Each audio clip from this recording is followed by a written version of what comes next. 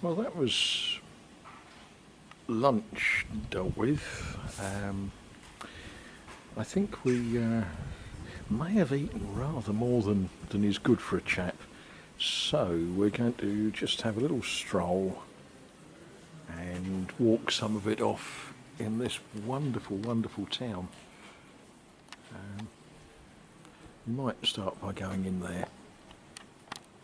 Now this is a shot for anybody who is trying to build a roundhouse for their model railway and they've got windows and things. Just look at that window. Now if you made one like that for a model, people would say you'd been on the adult beverages, wouldn't they? The roofline is quite interesting as well.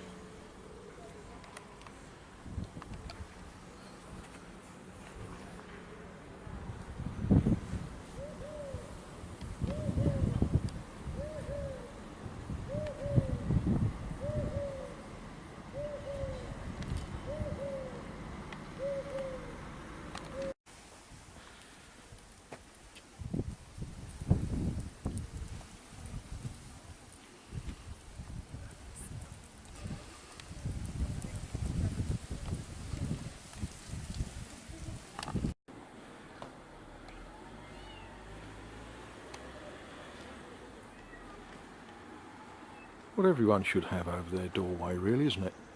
And I've got to watch out for traffic a bit here because this is a road that is in constant use. This isn't a museum.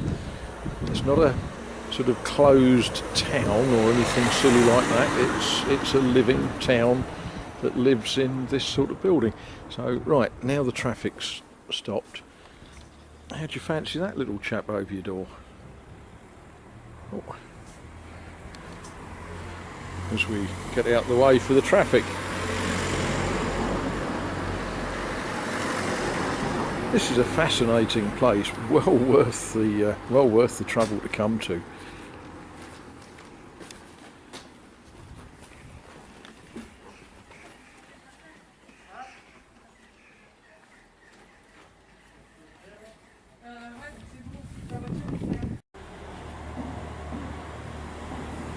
So it's an alleyway of three solicitors, three lawyers. So you just know that they've all got three different opinions, and the only thing they've got in common is they know how to charge you for their advice. I don't really see how three solicitors would be able to walk down there side by side. It's not wide enough, is it?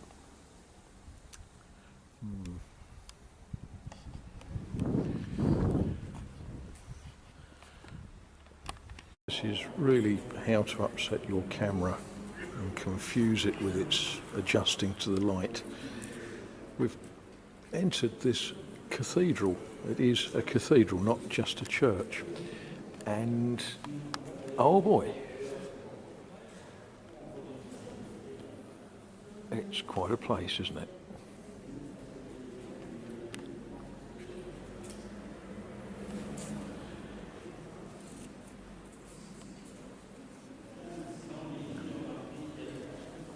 And of course we should.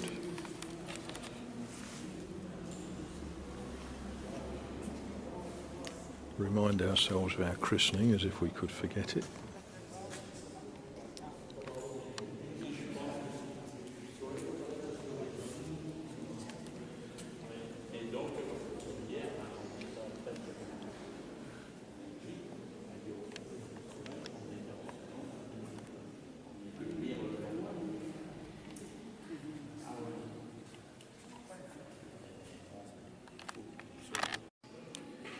Now, what I'm showing you is the ceiling, the roof over the top of the choir.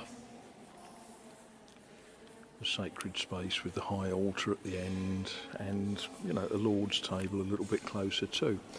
And if we look, it is painted and decorated.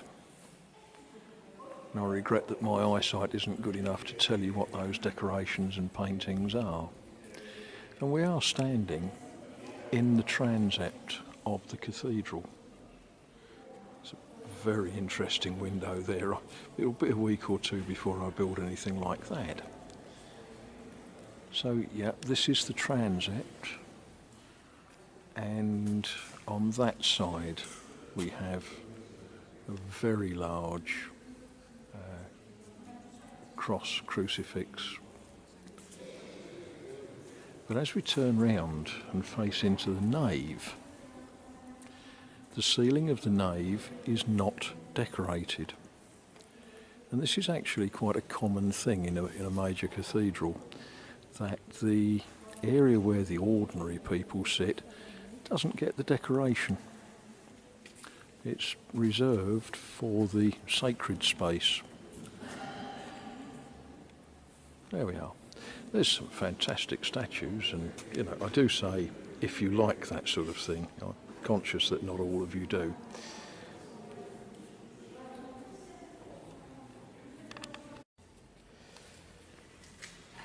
Now this is something of an unusual memorial.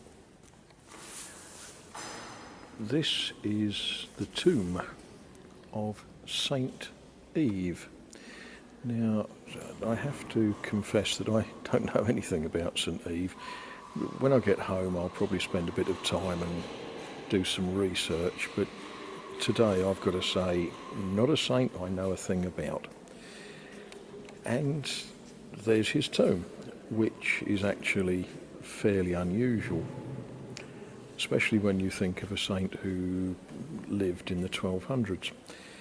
Now, there's an inscription on a stone here that tells us how it's the tomb of Saint Eve, and you know, we can do it in the French if you wish. Érigé magnifique mon par Jean V, Duc de Bretagne, or we could say it was built by John V, Duke of Brittany, but it was destroyed in 1794, which of course was a sad time for France, the French Revolution. But it was rebuilt by Monseigneur Boucher, who was the Bishop of Saint-Brieuc et Trégueux, in 1886. So there we are. That is a tomb that contains the mortal remains of St Eve.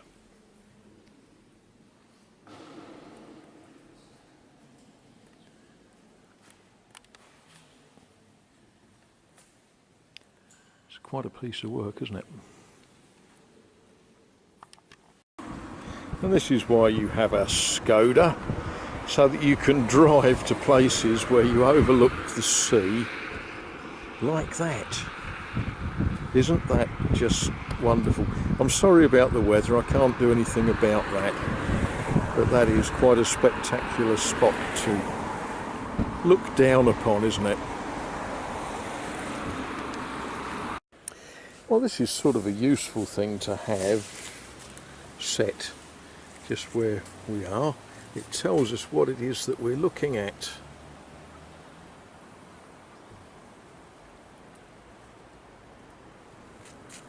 So there we are. Unfortunately, the weather has made sure we can't see very much.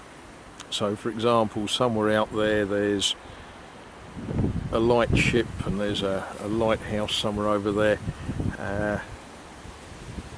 Oh, we can see that one, the Trelle Roche Bernard, which is down there.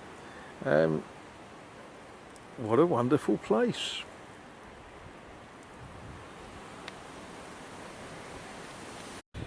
Now, one of the things that I'm suffering with here in Brittany is the town names. They don't look like town names that I'm familiar with in France. So I'm trying desperately to find ways to tell you where I am. And, well, you know, there's ingenuity. We're at a beach, and we are in Perros-Guirec, if that's how you say it. But there we are, it's a beautiful, beautiful spot.